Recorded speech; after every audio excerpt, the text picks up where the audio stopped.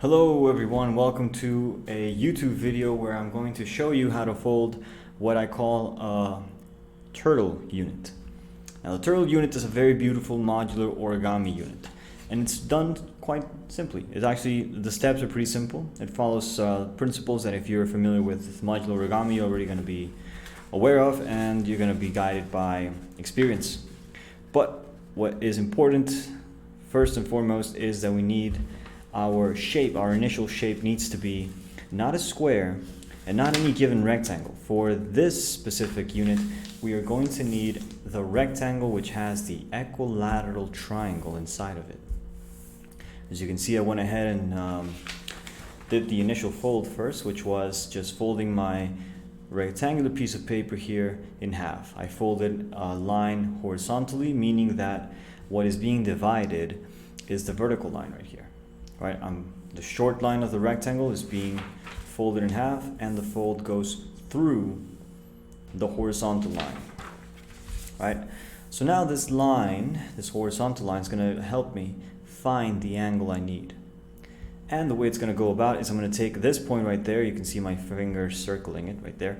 I'm going to place this point onto the line, and the fold that I produce needs to come and hit on that point.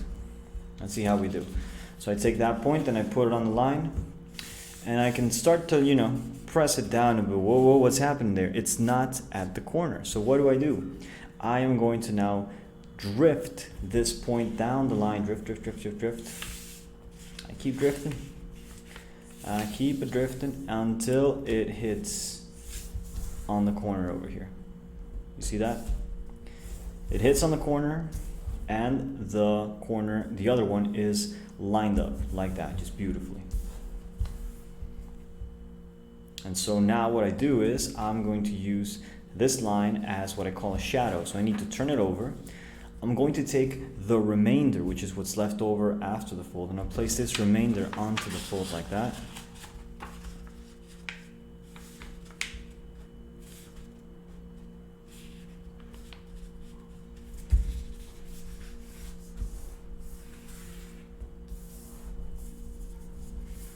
And there we go. So now if I were to turn this over right now, you don't have to, but you kind of see where this is kind of going, right? You see the outline of the shape. It kind of looks better if I turn it over. I'm just going to turn it over to show you.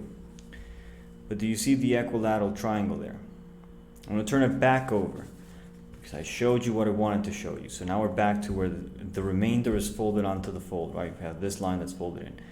But now I want to draw your attention here, because this is where the other remainder is now. Remember we talked about remainders?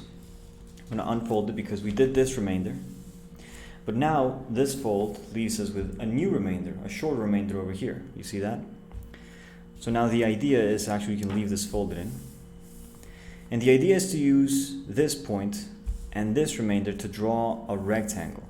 And the way this works is by using this point as a sort of limit. And the fact that it's folded, it allows us to see it much better. So what we're going to do is we're going to lift this up. You're going to see that I do a little swoop. You see a little swoop?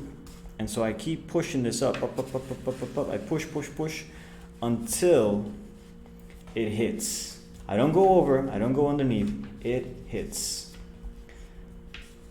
So now this point is at the hit, and what I need to make sure once this is lined up properly is that over here, in my case, on my right side, this line, you see that? It's falling on the line beneath it. This will guarantee perpendicularity. And what's a rectangle without a perpendicular line, I ask you? So now I'm going to actually unfold this back like this. I'm going to unfold the other one, the first fold that we did. And voila, this is what I call the equilateral triangle rectangle. The height is the height of an equilateral triangle, and the width, or is this the length? This is probably the length, isn't it? Yeah, I guess so. And the length is the unit length. So if this is 1, the height is going to be the square root of 3 over 2 through Pythagorean's theorem, right? So what we need to do next is get rid of whatever leftover you have. Depending on which format of paper you use, the remainder will change, right? If you used an A4, it'll look different, and it'll be different from a letter size paper. Or if you used a double letter or an office paper, it'll look different as well. You can see that because of the way that I cut very egregious and aggressively. If I wanted to be done with it, I cut into it. Now, if you do this, as you're cutting, you go in. If you're cutting manually, no scissors, no nothing, and this happens, what I do is I go to the other side and I kind of take a second chance. And the idea of the second chance is to sort of draw away from the damage, you see. And it's not always perfect, but we should not get frustrated when we're not perfect. It's nonsense. Let's not get frustrated if things aren't perfect. We're going to keep on going. So now that we have the equilateral triangle rectangle, now it gets to be a little more Sonobe type thing.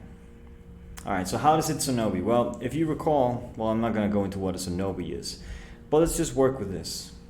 Equilateral triangle rectangle. We're going to fold these in half. So we have the line in the middle there. You remember this, our first fold? Those were the days, huh? We're going to take this edge and place it on the middle, like so.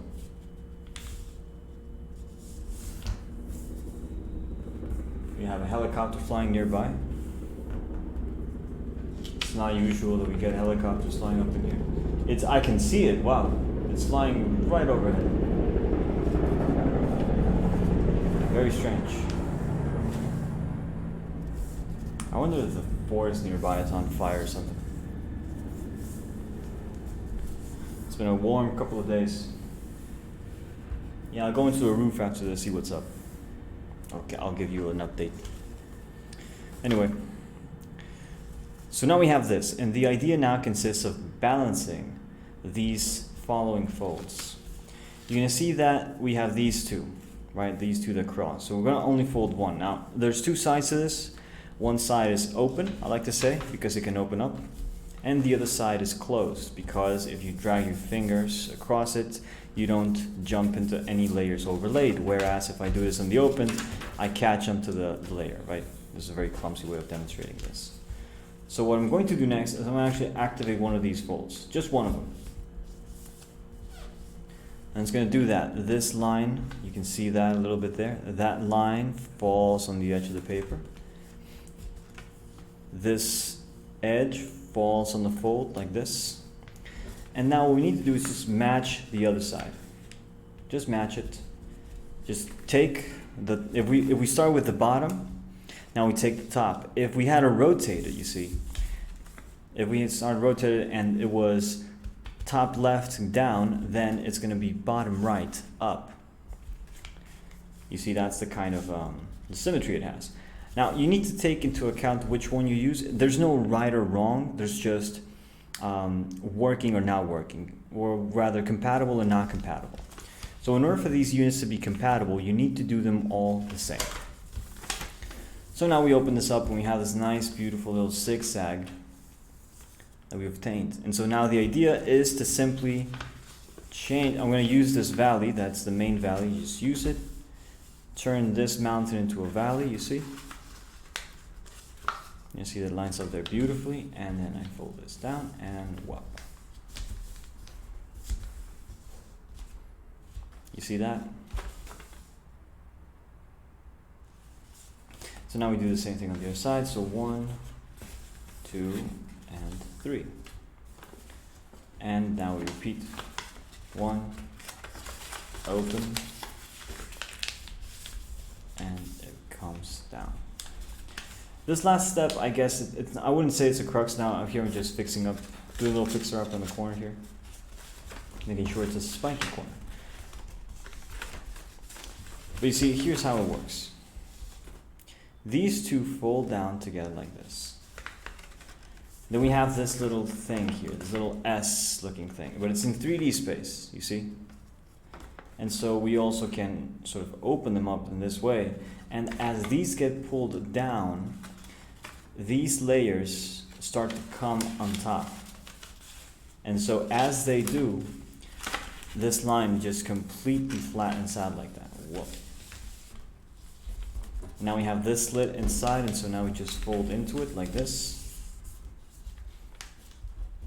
And now this one goes up, and this one goes down. And then, let's see it on this side. You can see that you can fold this corner towards the center. And as you do this, the other vertice, the outer one, this guy, falls exactly to the corner of that.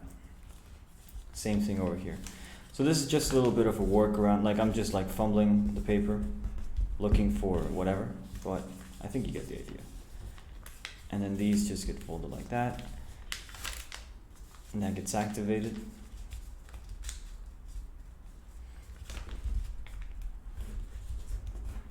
And so yeah, that's the turtle unit. This is the turtle unit.